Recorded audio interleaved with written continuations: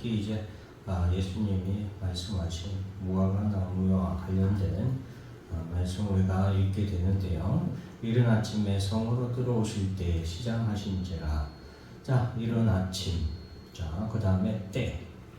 시장하신지라. 여기에 세 번이나 지금 뭐하고 관련된 단어가 등장하냐면은 때에 대한 관련된 단어들이 나왔죠. 이것은 이제 성경에서 어느 정도 이 지금 예수님이 이 예루살렘 성으로 다시 들어오는 이때가 의미하는 것이 단순히 예수님이 아침에 일어나서 와서 들어올 때 단순히 시장하다 이것을 의미하는 것이 아니라 이 때를 지금 강조하신 거예요. 이른 아침에 들어오실 때고 그때는 시장하셨다. 그래서 길가에 한 무화과 나무를 보셨다라고 했는데 거기서 아무 열매도 얻지 못하였다. 이것을 지금 우리에게 말씀해주고 있는 거예요. 성경에서 우리에게 하고자 하는 바가 분명한 거죠. 이것은 때가 있다. 이 때는 어때요? 예수님이 시장하여 열매를 찾는 때가 우리에게 온다. 쉽게 말하면 열매를 거두는 때는 언제입니까? 추수할 때죠. 그래서 이 이른 아침에 성으로 들어오실 때, 이른 아침이라는 것은 또 어떻게 보면은 새벽별이라고 성경에서 언급한 예수님의 그 새벽별과 같은, 또 성경에서 늘 언급하고 있는 어두운 밤이 지나고 아침, 이른 새벽을 말하는 그런 시간일 수도 있습니다. 그래서 이른 아침이라는 것은 어떻게 성경적으로 조금 더 우리가 깊이 들어가면은 아무도 알지 못하는 이런 시간이라고 얘기할 수 있겠습니다. 그리고 그 아침에 들어오실 때인데 이제 시장하신지라, 이것은 이제 수확하는 거둘 때, 열매를 찾으실 때가 우리에게 온다라는 것이죠. 그리고 19절에 나오는 이 무화과 나무는 성경적인 전체적인 그것으로는 이 무화과 나무는 성도들이기도 하지만 구체적으로는 또 이스라엘을 가리키는 그런 내용으로도 우리가 볼 수 있습니다. 그래서 예레미야 8장 13절 말씀에 보면은 여호와의 말씀이니라 내가 그들을 진멸하리니 포도나무에 포도가 없을 것이며 무화과 나무에 무화과가 없을 것이며 그 잎사귀가 마를 것이라 내가 그들에게 준 것이 없어지리라 하셨나니 라고 예레미야에서 말씀하고 있죠. 그래서 예레미야의 말씀은 어떻게 보면 그 당대에 이스라엘이 포도나무고 무화과 나무인데 그들이 모양은 있는데 열매가 없다. 이것은 하나님을 믿는 믿음이 없는 것을 말하는 거죠. 믿음이 없는 이스라엘 백성들, 회개하지 아니하는 그들에게 하나님의 징계, 그것은 그 잎사귀가 마를 것이다. 징계가 임할 것을 하나님의 징계가 임하게 될 것이라는 것을 예언하는 말씀이기도 하지만 오늘 본문에 이 예수님의 예루살렘 성 입성하시는 이때에 다시 들어가신 이때에 무화과 나무가 마르게 될 것에 대한 또 어떻게 보면은 말씀이라고 우리가 볼 수도 있겠습니다. 그래서 이 무화과 나무는 이스라엘을 의미한다. 왜 이스라엘?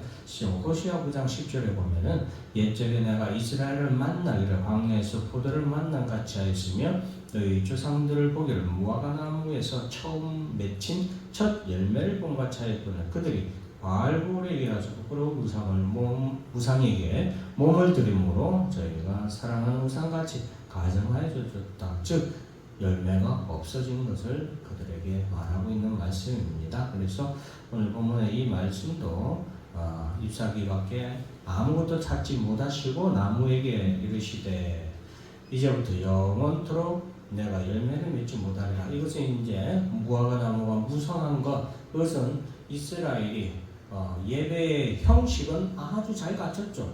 예수님이 당시에도 하나님께 대한 온갖 예배의 형식들은 잘 갖추고 있었지만 정작 그들이 가지고 있어야 되는 하나님의 그들의 조상 아브라함에게서 처음 열매를 보았다. 그 열매가 뭐예요? 하나님을 믿는 믿음이었죠. 그죠? 하나님을 믿는 믿음, 그것을 하나님께서 아브라함에게 보셨다. 그리고 그것을 기뻐했다 했죠.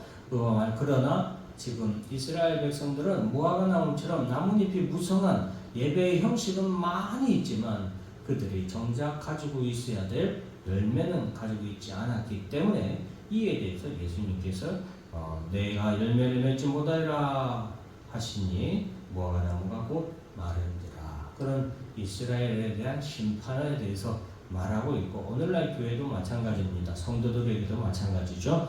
오늘날 우리들에게도 예배의 어떤 형식만 있고 예배의 내용, 즉 믿음으로 우리가 하나님 앞에 나아갈 때는 아무것도 그 어떤 것으로도 하나님을 기쁘시게 할 수 없다. 많은 피의 제사도 필요 없고 하나님은 기뻐 받으시지 아니하고 큰 헌금도 하나님께서는 기뻐 받으시지 아니하고 오직 무엇이다? 예수 그리스도를 믿는 믿음이 없이는 하나님을 기쁘시게 할 수 없다라는 것을 꼭 기억해야 되겠습니다. 그래서 예수님께서는 지금 그러한 무화과 나무에 대해서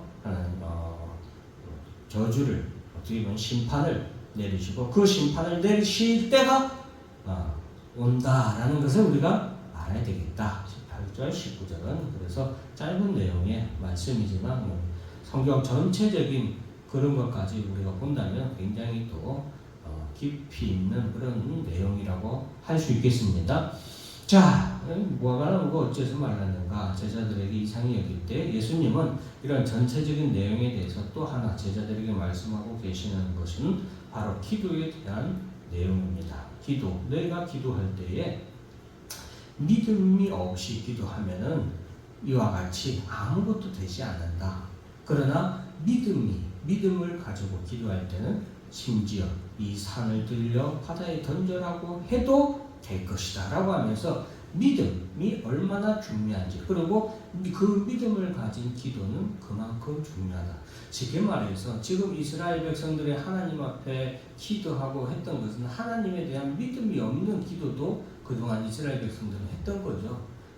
그리고 어떻게 보면 우리가 믿음이란 건 그래요.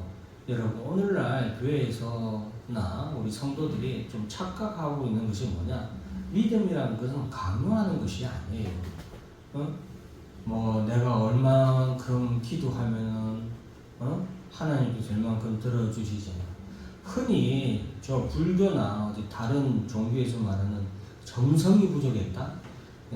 믿음은 그런 정성이 아니에요. 착각하시면 안 돼요. 그런 우리 한국 기독교는 그런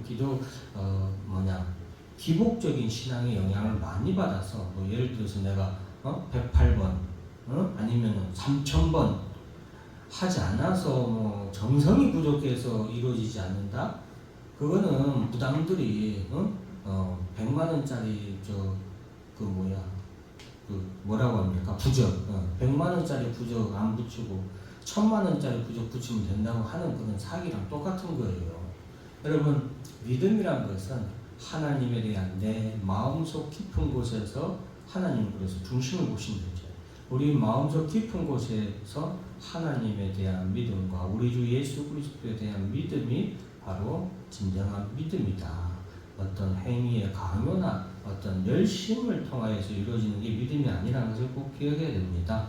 그런 믿음의 기도는 너희가 기도할 때 이 기도라는 것은 지금 이제 예수님이 말하는 22절에 말하는 이 기도는 뭐가 포함된 기도예요? 믿음이 포함된 기도죠. 믿음이 없는 기도는 아무것도 할 수 없지만 믿음이 기도는 무엇이든지 믿고 구하는 것은 뭐한다? 다 받으리라.